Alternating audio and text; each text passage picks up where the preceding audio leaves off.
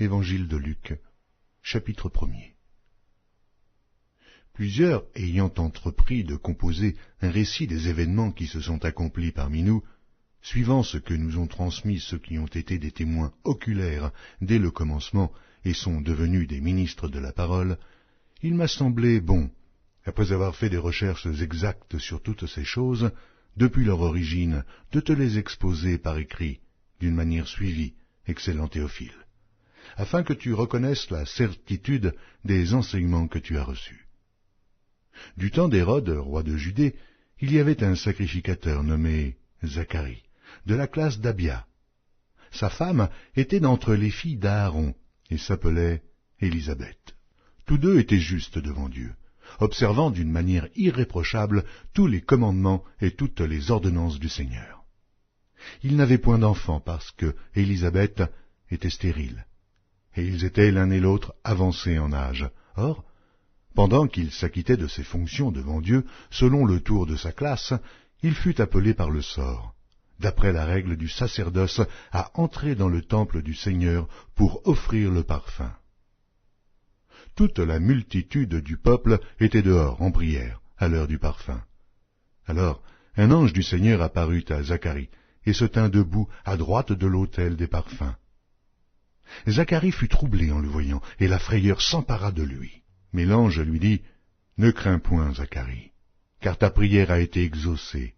Ta femme Élisabeth t'enfantera un fils, et tu lui donneras le nom de Jean. Il sera pour toi un sujet de joie et d'allégresse, et plusieurs se réjouiront de sa naissance, car il sera grand devant le Seigneur. Il ne boira ni vin, ni liqueur enivrante, et il sera rempli de l'Esprit Saint dès le sein de sa mère. Il ramènera plusieurs des fils d'Israël au Seigneur leur Dieu. Il marchera devant Dieu avec l'esprit et la puissance d'Élie pour ramener les cœurs des pères vers les enfants et les rebelles à la sagesse des justes, afin de préparer au Seigneur un peuple bien disposé. » Zacharie dit à l'ange, « À quoi reconnaîtrai-je cela? Car je suis vieux et ma femme est avancée en âge. » L'ange lui répondit, « Je suis Gabriel, je me tiens devant Dieu. J'ai été envoyé pour te parler et pour t'annoncer cette bonne nouvelle. Et voici, tu seras muet et tu ne pourras parler jusqu'au jour où ces choses arriveront, parce que tu n'as pas cru à mes paroles, qui s'accompliront en leur temps. » Cependant, le peuple attendait Zacharie, s'étonnant de ce qu'il restait si longtemps dans le temple. Quand il sortit, il ne put leur parler, et ils comprirent qu'il avait eu une vision dans le temple. Il leur faisait des signes, et il resta muet. Lorsque ses jours de service furent écoulés, il s'en alla chez lui. Quelque temps après, Élisabeth, sa femme, devint enceinte. Elle se cacha pendant 5 mois, disant, « C'est la grâce que le Seigneur m'a faite quand il a jeté les yeux sur moi, pour ôter mon opprobre parmi les hommes. » Au 6e mois, l'ange Gabriel fut envoyé par Dieu dans une ville de Galilée appelée Nazareth, auprès d'une vierge fiancée à un homme de la maison de David, nommé Joseph. Le nom de la vierge était Marie. L'ange entra chez elle et dit, « Je te salue, toi à qui une grâce a été faite. Le Seigneur est avec toi. » Troublée par cette parole, Marie se demandait ce que pouvait signifier une telle invitation. L'ange lui dit, « Ne crains point, Marie, car tu as trouvé grâce devant Dieu. Et voici, tu deviendras enceinte, et tu enfanteras un fils, et tu lui donneras le nom de Jésus. Il sera grand, et sera appelé Fils du Très-Haut, et le Seigneur Dieu lui donnera le trône de David son père. Il régnera sur la maison de Jacob éternellement, et son règne n'aura point de fin. » Marie dit à l'ange, « Mais comment cela se fera-t-il, puisque je ne connais point d'homme? » L'ange lui répondit, « Le Saint-Esprit viendra sur toi, et la puissance du Très-Haut te couvrira de son ombre. C'est pourquoi le Saint-Enfant qui naîtra de toi sera appelé Fils de Dieu. Voici, Élisabeth, ta parente, a conçu elle aussi un fils en sa vieillesse, et celle qui était appelée stérile est dans son 6e mois, car rien n'est impossible à Dieu. » Marie dit, « Je suis la servante du Seigneur, qu'il me soit fait selon ta parole. » Et l'ange la quitta. Dans ce même temps, Marie se leva et s'en alla en hâte vers les montagnes, dans une ville de Juda. Elle entra dans la maison de Zacharie et salua Élisabeth. Dès qu'Élisabeth entendit la salutation de Marie, son enfant tressaillit dans son sein, et elle fut remplie du Saint-Esprit. Elle s'écria d'une voix forte, « Tu es bénie entre les femmes, et le fruit de ton sein est béni. Comment m'est-il accordé que la mère de mon Seigneur vienne auprès de moi? Car voici, aussitôt que la voix de ta salutation a frappé mon oreille, l'enfant a tressailli d'allégresse dans mon sein. Heureuse celle qui a cru, parce que les choses qui lui ont été dites de la part du Seigneur auront leur accomplissement. » Et Marie dit, « Mon âme exalte le Seigneur, et mon esprit se réjouit en Dieu, mon Sauveur, parce qu'il a jeté les yeux sur la bassesse de sa servante.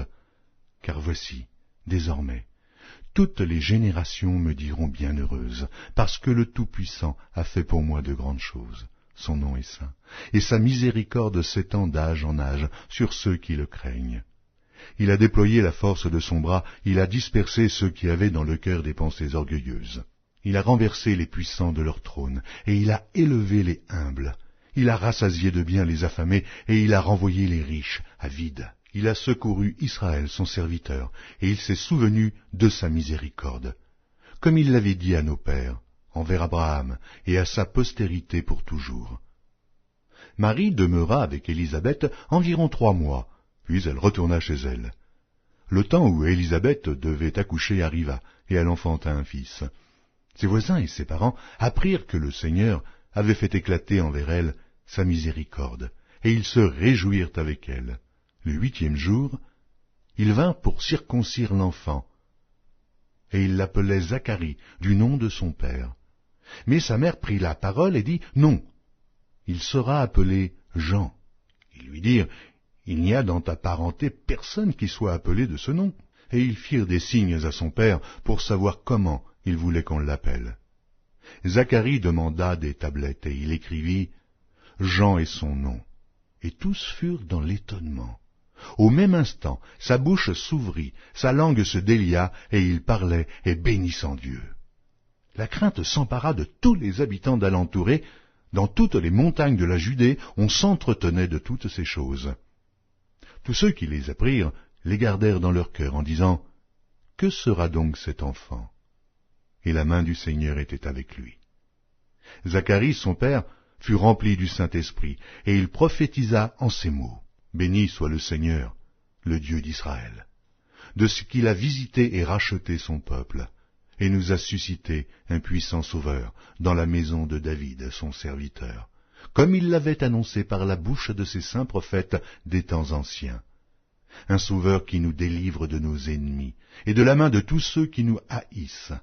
C'est ainsi qu'il manifeste sa miséricorde envers nos pères, et se souvient de sa sainte alliance, selon le serment par lequel il avait juré à Abraham notre père, de nous permettre, après que nous serions délivrés de la main de nos ennemis, de le servir sans crainte, en marchant devant lui et dans la sainteté et dans la justice tous les jours de notre vie.